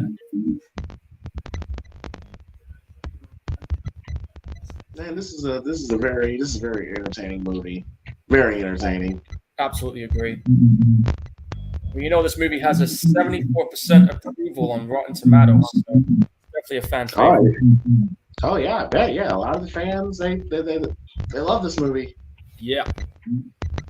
People have gone on record to say that it's one of the best sequels in the entire lot. Oh, it is for sure. Absolutely, for sure. I don't know. It's like this sequel. It hit the right notes with everybody. It did. You know, it had likable characters. You know, the whole Dream Warrior Goonie aspect was appealing. And then, like I said, I say it one more, said it all throughout the stream, but it had the best balance of Freddy. Mm-hmm. I just don't know why they really went overboard with the humor as the films progressed. I just didn't understand. Because welcome to prime time, bitch. Got over. That was the line that did it. So it was kind of like a double-edged sword. It's like it was the best line in the entire movie, but it was also the crux of what was later to come. Well, not even just that. Even in part 4, like with Kristen's mom, like underlay. Like she said it only once in this movie, but in the 4th film, she said it like 4 or 5 times. I know, right? I get it, but less is more. Yeah. I don't know why, but when I see that hellscape with that hellhole down, I always expect a scorpion to jump out. Ha! Because it looks so much like the Neverwhelm right now. Man, Freddy Krueger doing a flip, there's something I didn't think I'd ever see. Even back then. I think a lot of people don't get... Well, Freddy doesn't get this much credit sometimes, is that he's pretty good at fighting when he gets going. In the dream world. Yeah. And even in the real world... In the real world, he can't fight. In the real world, he gets his ass kicked. Well, that kind of happened. Well, look at Freddy versus Jason. He was fucking standing toe-to-toe with the guy. Oh, okay. Well, you put it in that case, yeah. Like, he was, like, stabbing the shit out of him. He was kicking him, punching him. Like, yeah, well, that's what happens. Well, that's what happens when the movie is geared towards you to win, anyway. Yeah, and I'm pretty sure that's the worst ass whooping I saw Jason get.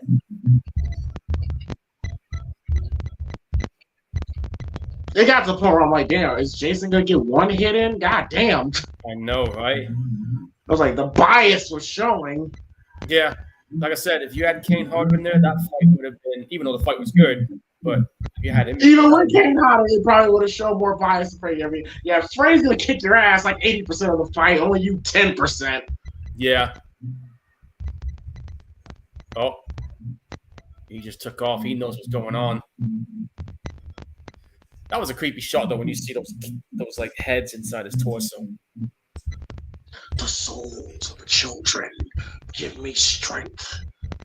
Oh, it does. That's a great, that is a great shot with the kids and the souls and the faces and stuff. Yeah. I've never seen him this strong. We only fought him once, Nancy. What the fuck? Yeah, right? A lot happened since the first and second movie. You look tired.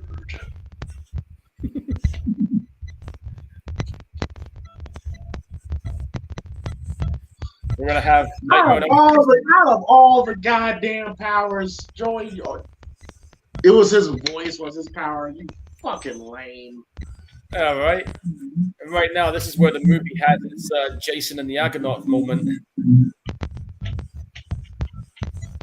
as I like to call it.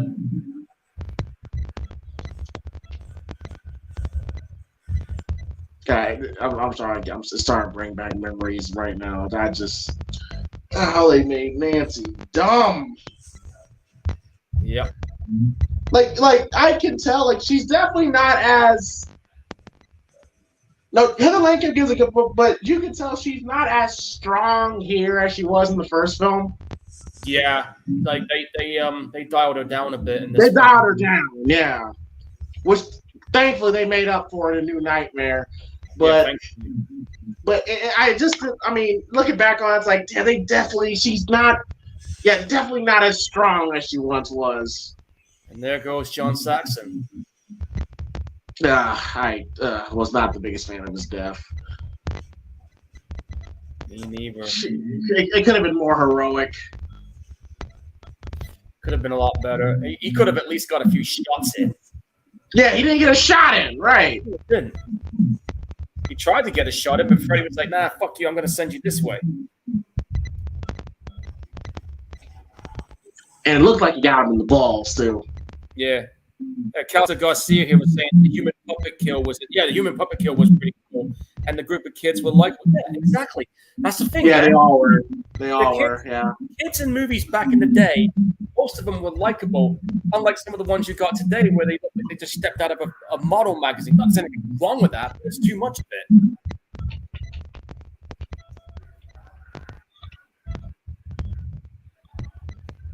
Damn. Like I said, the one thing that really stood out for these Nightmare on Elm Street movies was the effects, as well as the characters. The effects on here were just, and it's aged well too. Yeah, these effects were impressive, even for a horror movie.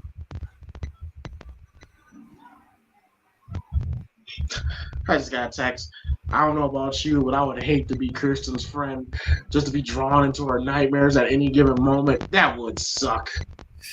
That'd be a bad day, yeah. Yeah, because I'd just be drawn to her, random ass nightmare. I would hate to be your friend. Yeah, I'd be like, wake up and be like, all right, who the fuck's this guy that you got in your sleep right now? Oh, it's this guy. Well, you know what? Takes off. See you later. Ain't dying for this guy.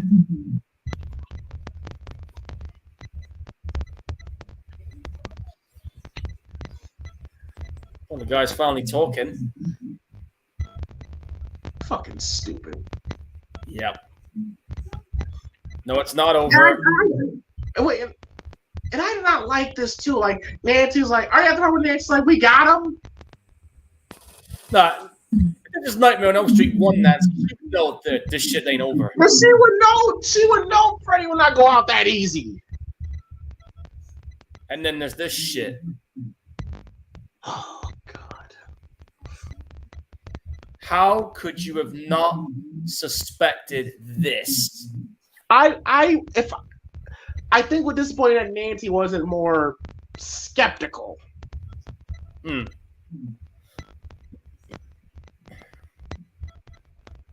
But she fell for the oldest trick in the book here.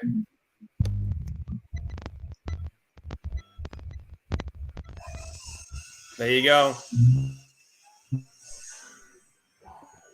Dang. I'm like, that's how you do it. Bullshit. I'm going to say it. Bullshit.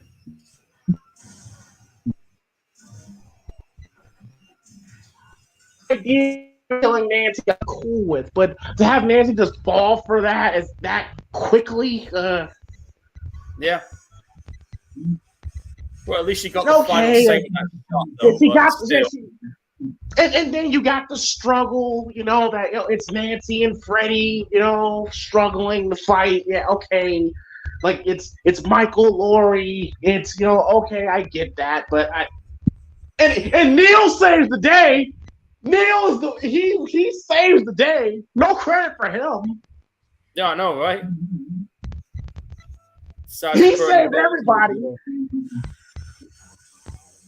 Oh wait, that's got home order in it. Yeah, Nancy was in second base. Neil hit the home run. Yeah. He's the one that delivered the final middle finger to this guy. Yeah, he's the one. Nancy passed Neil the ball. Neil shot the shot, game winning shot. Yeah. And that's the end of Freddy. Oh, fuck you for killing Nancy off, man. I don't mind them killing Nancy. I just didn't like how they did it.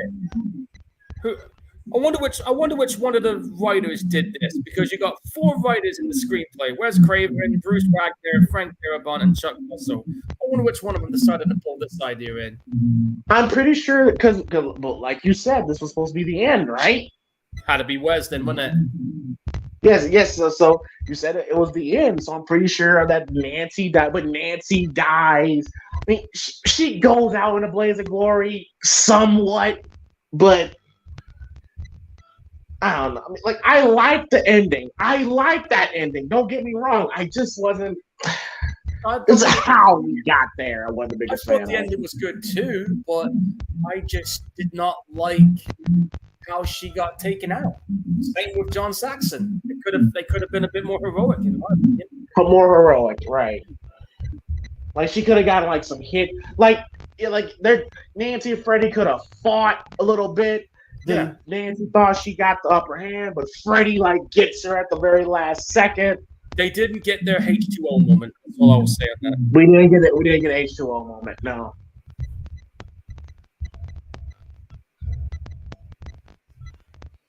Amanda the fake father moment. Yeah, I was not.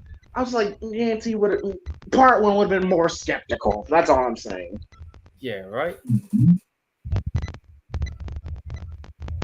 And I also thought that was also a nice moment with Kirsten, when Nancy in Kirsten's arms. That was a nice moment. Yeah. I'm pretty sure this was shocking to the people in 1987. Like, no, Nancy died, you know? I'll bet you right now people were like, man, how could you do this? And then you see this light turn on. Kind of gives you the hint. And there's the end of Nightmare On ELM Street 3. And then we're the Dream Warriors. I like this song. Song's fucking great. Great, man. Rock and metal. Nightmare On ELM Street Part 3, The Dream Warriors. And I gotta, first of all, I just want to discuss the ending for a bit. That ending that we got, that's the type of ending that I would kind of like for Halloween Ends. Oh man, Halloween Ends. We did say we were going to talk about this a little bit, so. But we're gonna segue to it. But I'm just saying that little bit of doubt, like Freddy's dead, but that light turns. So is he or is he not? You know, like how I would envision Halloween Ends ending is you get a shot of the Myers house, right? Yep. And all of a sudden, we hear Dr. Loomis's dialogue about, I met the 6-year-old child with his blank, pale, emotionless face, the black side of the devil's eyes, all that stuff. Right. And then all of a sudden, you see a light turns on in Judith's room. We don't see nothing, but we see this light turns on in Judith's room. And then we slowly fade in the credits. And then you don't make another movie after that. Or how about this? Go on. You go into another town. Like, let's say, you have a definitive ending where Laurie dies, Michael dies, everybody dies, whatsoever. Mm-hmm. And then you go, like, next year's Halloween, whatsoever. We're in Russellville. Or we're in the UK. Something, right? Plymouth, huh?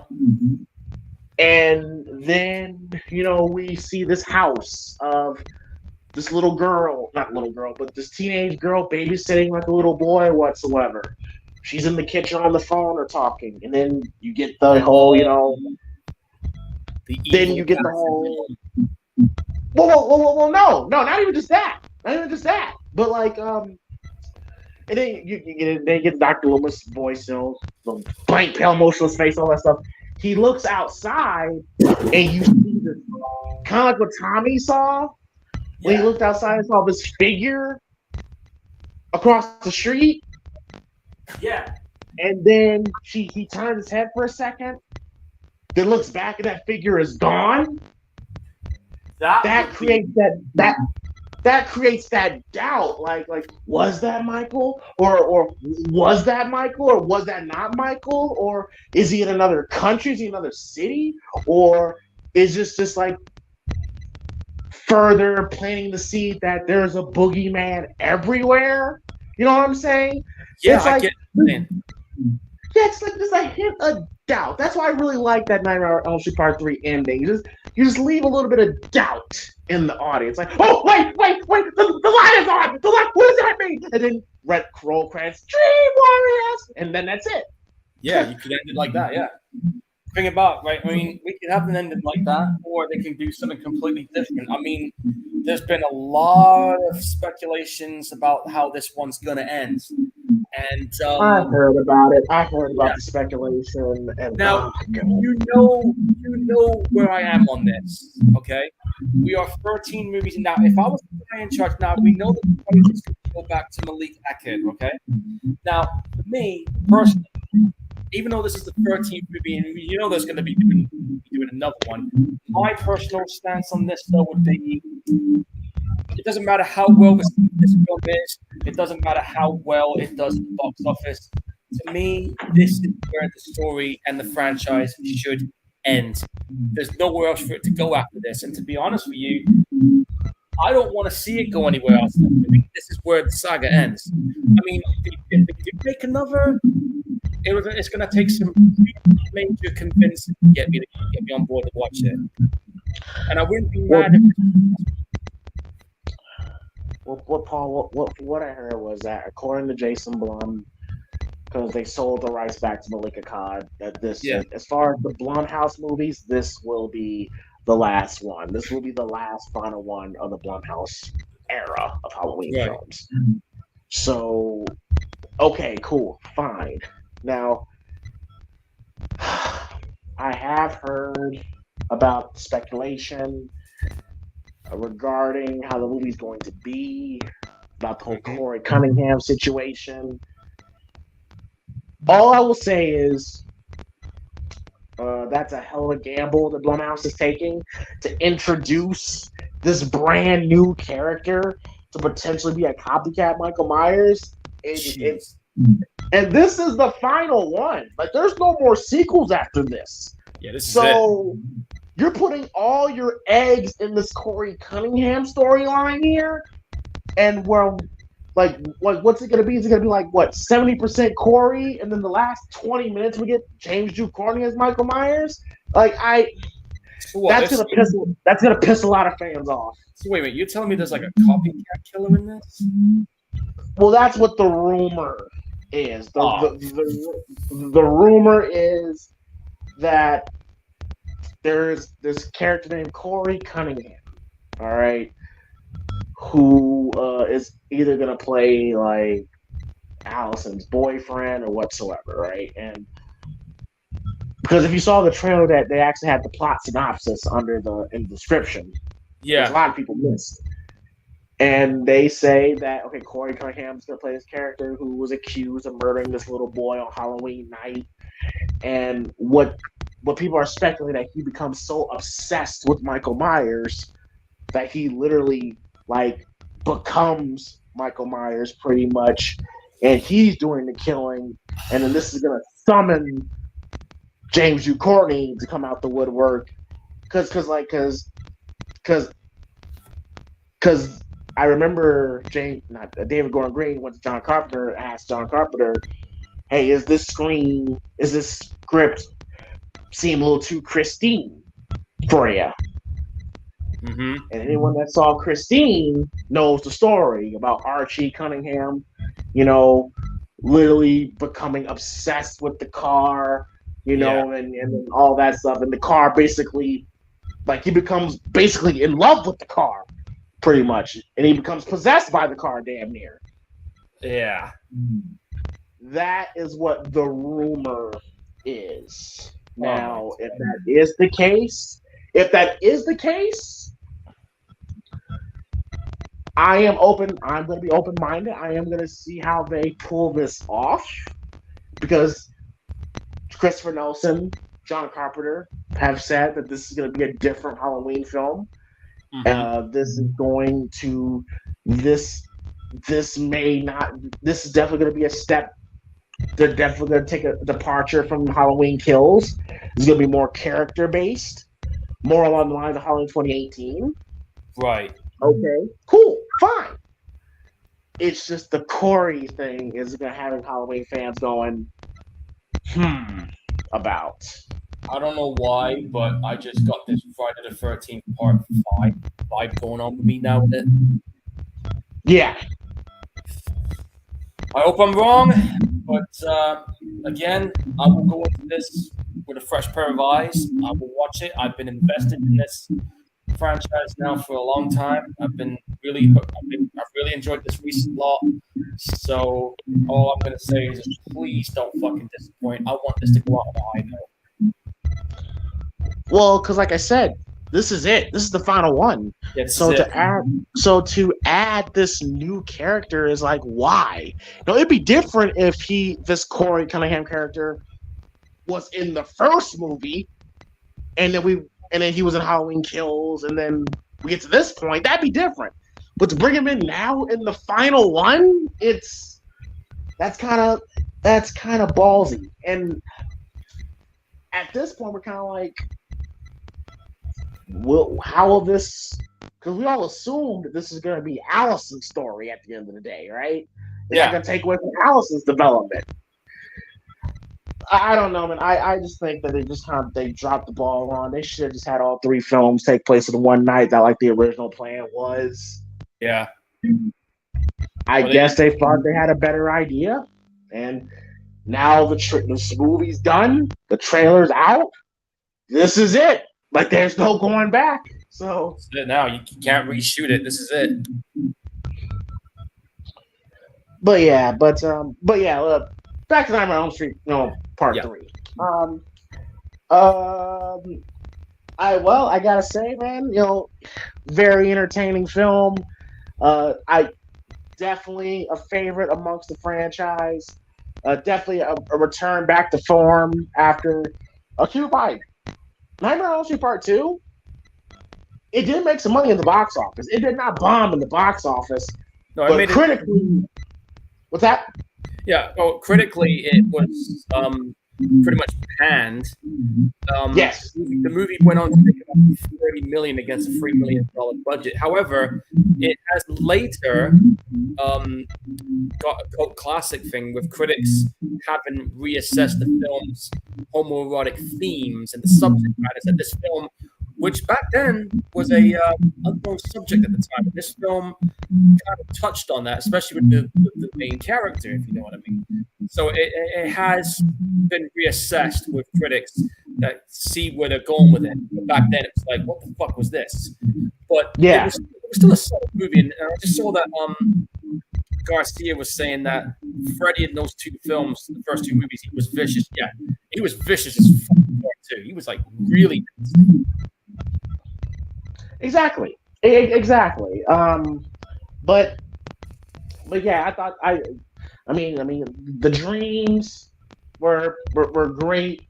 The cast is great. Patricia Arquette is very likable as Kirsten. Kincaid, Taryn, all the kids. Kincaid's fucking awesome. Let's get this motherfucker's ass all over Dreamland. Lawrence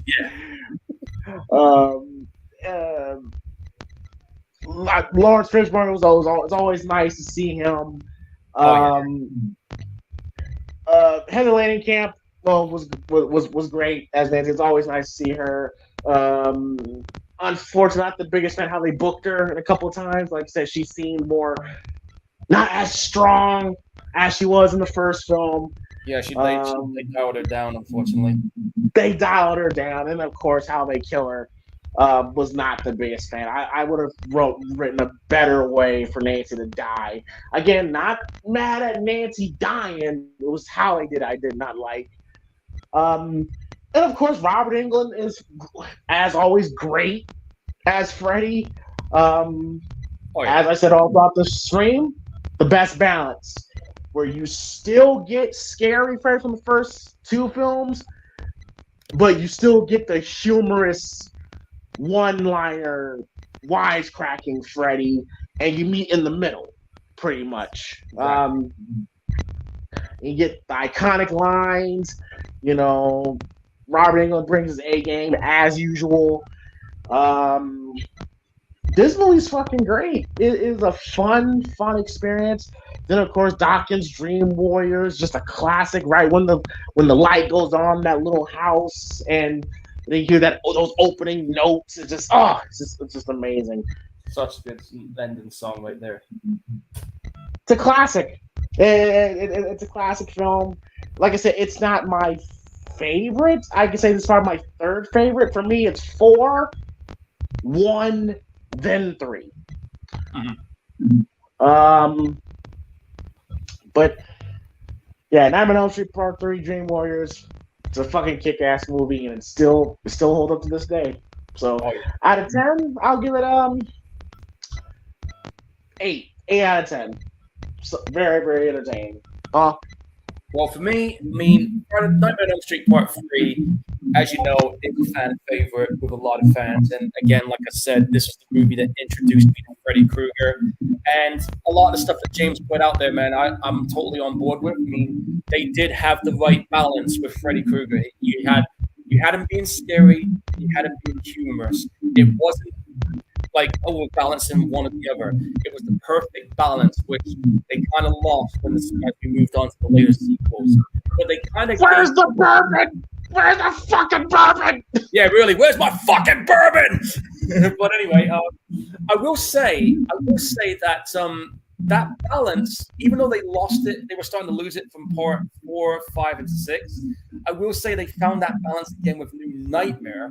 But this one, it was just a solid sequel. Oh, I disagree.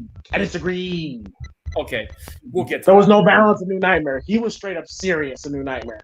Oh, he was. I would say probably that was him at his nastiest since part 2. Yes, absolutely. But anyway, what was I going to say? I kind of lost my train of thought. But yeah, it was a solid entry to the series, and the dream sequences were great. The effects were good, because that's the thing.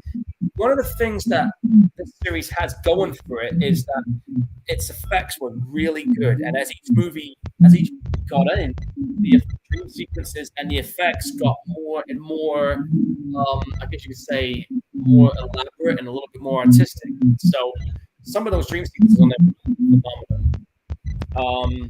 The Worm Freddy, I thought, was pretty good. I wish I would have seen it. I would have liked to see him a bit more destructive, in my opinion. But that aside, and some of the deaths were really great. I mean, obviously, you know what my favorite death is. It's probably going to be that TV death, getting your face rammed for a TV. You can't beat that. But some of the downer points, some of the negatives for me is the same as what James has said. I think it's just bullshit how they killed off Nancy. I mean, we knew it was going to happen. It had to happen. But I would have liked to have seen her be a bit more. I would have liked to have seen her have her H2O moment before. See more fight from her. Yeah, I would have loved to have seen more fight, because you got that with Jamie Lee Curtis in Halloween H2O. We didn't quite get that with this one.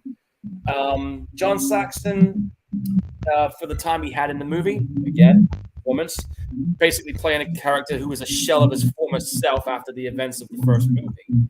And once again, bullshit how they killed him off. He should have had at least a bit more of a fight before he got taken out. And I don't think what else to say. I'm not too sure they should have done the whole origin story when it comes to Krueger. I mean, the whole thing with the nun. I know they kind of hinted it a little bit, and I know they dived into it a lot more in the next 2 movies. I don't think we needed that. The way we introduced Freddy, we knew he was a piece of shit. I mean, he was a child murdering fucking scumbag, and we all know what we think about assholes like that. They do deserve their just desserts. But we didn't need this origin story. I mean, we know he's a psycho. That's what we need to know. We don't need to go any further than that. But, writers have their ways of trying to make explanation for everything, and this was kind of like the start of it at those times. But the negatives aside, this was a fun movie. Definitely a blast, just to sit back and watch for the next 96 minutes and just enjoy the roller coaster ride that is Nightmare on Elm Street Part 3. It was cool. And yes, Lawrence D. Patricia Arquette, she was really good in this movie. But don't have headphones on when she's screaming in this movie. You will go deaf. But yeah, and oh yes, Lawrence D. She definitely was attractive at one point for sure. Oh, absolutely. But it was just a fun sequel. It was a fine return to form. It was financially successful, and it was critically successful. And with fans love it. And even after 25 years, how long has it been? It's been 1987, 2023, about 30. Yeah, 35 years, and it's still a good movie to this day. So, yeah, solid entry, fun movie. And as far as what score I'm going to give it, I'm going to go ahead and give it. I'm with James on this one. It's going to get 8 out of 10 for me. It loses 2 points because of the origin story they tried to implement, and I think it was just bullshit that they didn't. That the two main characters, John Saxon and Everett, didn't put up enough fight. They should have had a bit more going for them, before they eventually met their demise. But that aside, fun movie. Robert Englund, as always, phenomenal as Freddy Krueger. Makeup effects, phenomenal. The acting, the characters were likable. Everything about this movie was solid and cool. So, yeah, 8 out of 10. Fun movie. All right, Paul. What's the next movie that we're gonna watch? All right. So, for the next movie, ladies and gentlemen, I've been in a bit of a zombie mood, and I've got a couple of zombie movies that I want us to go through. So I'm going to start with this one. We're going to kick off with the South Korean zombie movie, the 2016 horror movie, Train to Busan. And then at some point, we will follow that up with the sequel for it called Peninsula. And the reason why I chose this one is because it's one of my favorite zombie movies because it was one of those films that I didn't even know about at first. I just saw the trailer and I just thought, wow, this actually looks pretty cool. And became a fan immediately after watching it. It has some really cool moments in there. And the other reason I want us to watch it also is because, as you guys may know or may not know, next April, there's going to be a Hollywood remake of it that's coming out called Last Train to New York. But the one thing that I'm interested in about that remake is the fact that it's being directed by the same guy who did one of James's favorite films, The Night Comes for Us. But we're going to see the original first. So, yeah, my next pick, if you got it, Train to Busan. There's the operator in the movie. No, sorry. All right. Okay. Last Train to Busan. That's what the name of the call. That's what the name of the movie. No, the movie's called Train to Busan, and the sequel. Train to Busan. Okay. Yeah, and the sequel's called Peninsula. All right, cool. And then the next movie that I chose after Train to Busan. Funny enough, Paul brought it up actually. Friday the 13th, Part 6. Jason Lives. Let's fucking go. So, all right, so that's the next movies we're gonna watch: Train to Busan, then Friday the 13th, Part 6. Jason Lives. Oh yeah. All right, so gonna get on out here. Gotta get ready for this because, like, I don't know if y'all saw on the community page, but Mark and Quez and I guess MG are about to do a review over the new Joey Badass 2000 album. Nice. So about to get that started here pretty soon. Cool. And I've got a little bit of gas left in the tank, so I might do a little bit. All right, cool. Right now, I'm currently playing a game called Stray, where you're playing as a cat. Cool. Tell them where they can find you, Paul. All right. Well, if you want to see what I'm doing, go on Twitch. Type in Gorehound 1983. That's where you'll find me. All right, awesome. All right, y'all. So we're gonna get out of here. Thank y'all hanging out with us for Nightmare on Elm Street Part 3, Dream Warriors, a watch along, and we'll see y'all next time for Train to Busan. And I'll see y'all in a few minutes for the album review. So everyone take care, be safe, and we are out. And also, if you are going to literally put your life on the line for a hot ass Heather Landing camp, don't blame you. Shout out to Neil, who's the real winner, the real hero of this goddamn movie. Okay. Yeah. And one last thing. Where's my fucking bourbon? I need it right now.